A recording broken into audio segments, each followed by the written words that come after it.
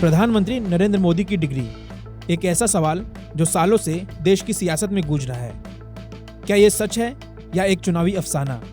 इस पर आरोप प्रत्यारोप का एक लंबा दौर चला है, लेकिन अब इस कहानी में एक बहुत बड़ा और निर्णायक मोड़ आ गया है। दिल्ली हाई कोर्ट ने एक ऐसा फैसला सुनाया है जिसने इस पूरे विवाद की दिशा ही बदल दी है।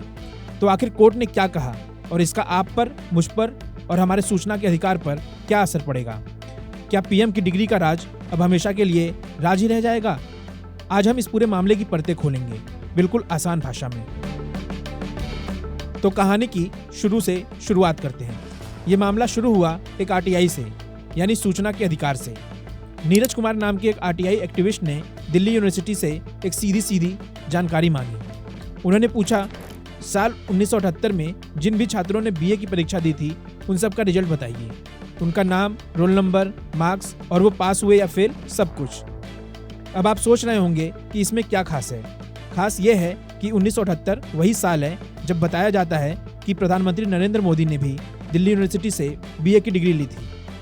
यूनिवर्सिटी ने ये जानकारी देने से साफ मना कर दिया। कहा, ये तीसरे पक्ष की निजी जानकारी है, हम नहीं दे सकते। मामला पहुंचा देश की सबसे बड़ी सूचना संस्था CIC यानी सेंट्रल इंफॉर्मेशन कमीशन के पास। साल 2016 में CIC ने एक दमदार फैसला सुनाया। CIC ने कहा, यूनिवर्सिटी एक पब्लिक संस्था है और किसी छात्र की डिग्री की जानकारी कोई सीक्रेट नहीं बल्कि पब्लिक डोमेन का हिस्सा है। ये जानकारी देनी होगी। CIC के इस आदेश के बाद लगा कि शायद अब इस रहस्य से पर्दा उठ जाएगा, लेकिन कहानी ने असली मोड़ तो अब लिया।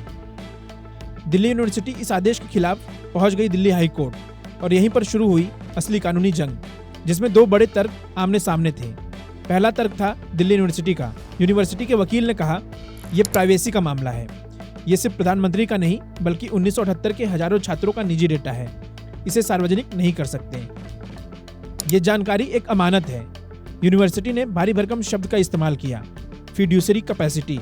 इसका आसान मतलब है कि यूनिवर्सिटी छात्रों की जानकारी एक अमानत की तरह रखती है। जैसे एक डॉक्टर अपने मरीज की बीमारी की जानकारी किसी को नहीं बताता, वैसे ही यूनिवर्सिटी भी छात्रों की जानकारी किसी अजनबी को नहीं दे सकती। सिर्फ जिज्ञासा के लिए आरटीआई नहीं, सिर्फ शक या जिज्ञासा के आधार पर आप किसी की जानकारी नहीं मांग सकते। अब सुनिए दूसरा तर्क आरटीआई एक्टिविस्ट का। उनके वकील ने कहा, यह कैसी प्राइवेसी? यूनिवर्सिटी के रिजल्ट तो पहले नोटिस बोर्ड और अखबारों तक में छपते थे। ये कोई बेडरूम का सीक्रेट तो है नहीं। अमानत वाला तर्क गलत है। यूनिवर्सिटी और छात्र का रिश्ता डॉक्टर मरीज जैसा नहीं होता। शिक्षा की जानकारी सार्वजनिक होनी चाहिए। ये लड़ाई कोर्ट में सालों तक चली और अब दिल्ली हाई कोर्ट ने अपना फैसला सुना दिया है। हाई कोर्ट ने दिल्ली यूनिवर्सिटी की दलीलों को सही माना है।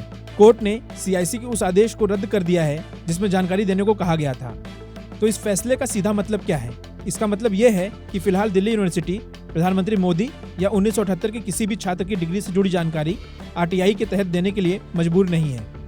कोर्ट के इस फैसले ने जानकारी को निजी मानकर उस पर पर्दा डाल दिया है, लेकिन यह फैसला अपने पीछे एक बहुत बड़ा सवाल छोड़ गया है।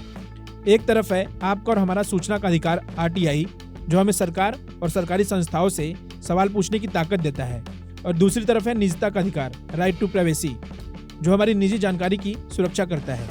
ये लड़ाई इन दो अधिकारों के बीच की है। एक नागरिक की जानने की सीमा कहाँ खत्म होती है और एक संस्था की जानकारी छुपाने की सीमा कहाँ से शुरू होती है। इस फैसले ने इस बहस को और गहरा कर दिया है। आपकी इस पर क्या राय है? क्या नेताओं की शैक्षणिक योग्यता की जानकारी पब्लिक होनी चाहिए या निजी? नीचे कमेंट सेक्शन में अपनी राय हमें जरूर बताएं।